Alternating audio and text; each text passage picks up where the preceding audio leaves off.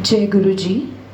शिव महापुराण विदेश्वर संहिता 16वां अध्याय। देव प्रतिमा का पूजन तथा शिवलिंग के वैज्ञानिक स्वरूप का विवेचन। ऋषियों ने कहा, साधु शिरोमणि सूत जी, हमें देव प्रतिमा के पूजन की विधि बताइए जिससे अभिष्ट फल की प्राप्ति होती है।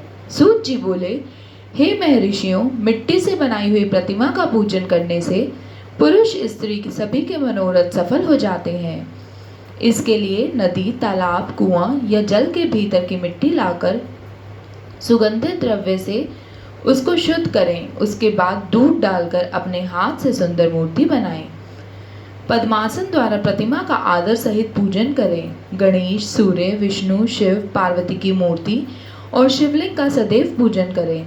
संपूर्ण मनोरथों की सिद्धि के लिए 16 उपचारों द्वारा पूजन करें। किसी मनुष्य द्वारा स्थापित शिवलिंग पर 1 सेर निवेद से पूजन करें। देवताओं द्वारा स्थापित शिवलिंग को 3 सेर निवेद अर्पित करें तथा स्वयं प्रकट हुए शिवलिंग का पूजन 5 सेर निवेद से करें। इससे अभिष्ट फल की प्राप्ति होगी।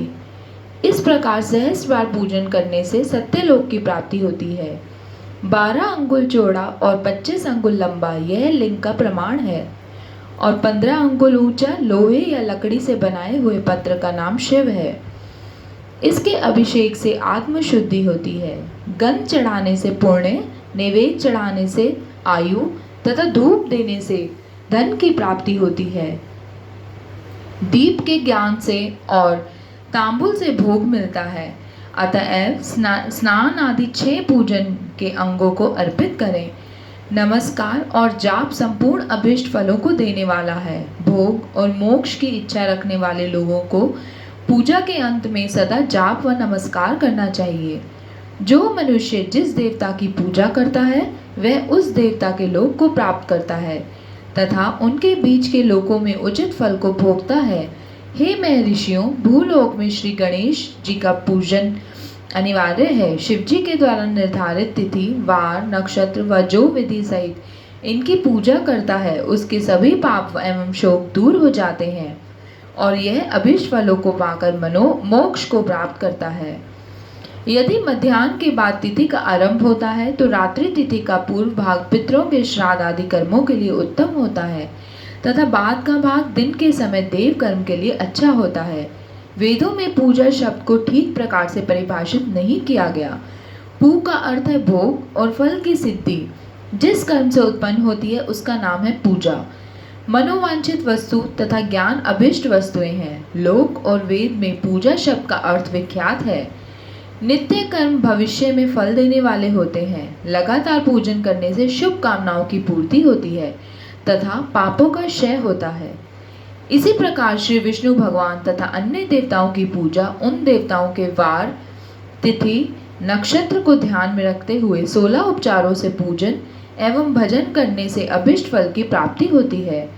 शिव जी सभी मनोरथों को पूर्ण करने वाले हैं। महाआद्रा नक्षत्र अर्थात माघ कृष्णा चतुर्दशी को शिव जी का पूजन करने से आयु की वृद्धि होती है। ऐसे ही और भी नक्षत्रों, महीनों तथा वारों में शिव जी की पूजा व भोजन, भोग और मोक्ष देने वाला है। कार्तिक मास में देवताओं का भजन विशेष फलदायक होता है। विद्वानों के लिए यह उचित है कि इस महीने में सब देवताओं का भजन करें, संयम व नियम से जाप करें, तप, हवन और दान करें, क्योंकि कार्तिक मास में देवताओं का भजन सभी दुखों को दूर करने वाला है।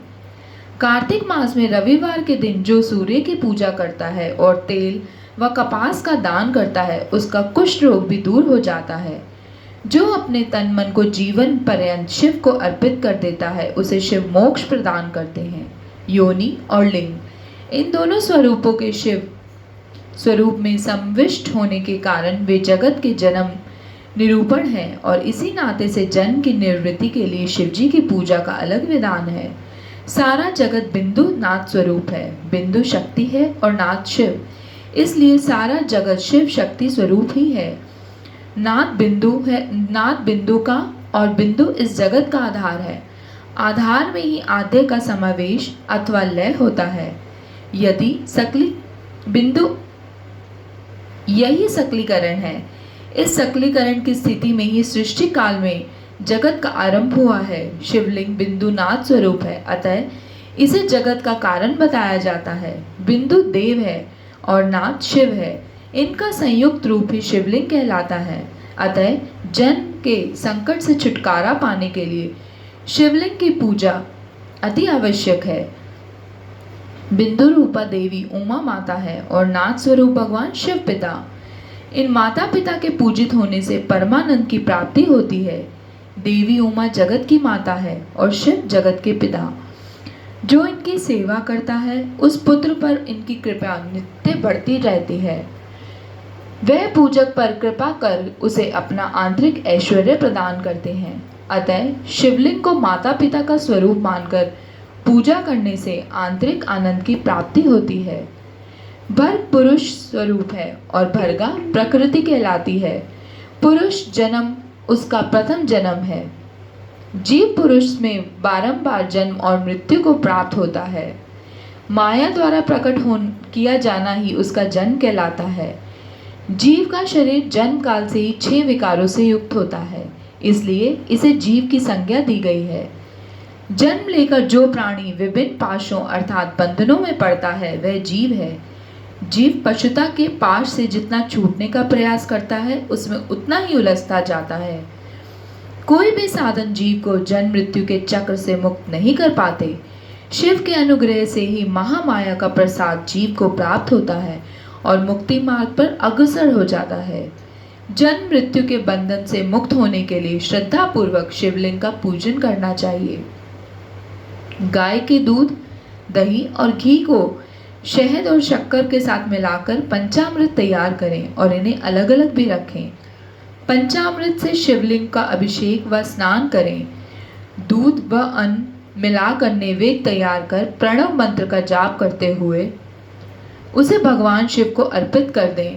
प्रणव को ध्वनिलिंग, स्वयंभूलिंग और नाद स्वरूप होने के कारण नादलिंग तथा बिंदु स्वरूप होने के कारण बिंदुलिंग के रूप में प्रसिद्धि प्राप्त है।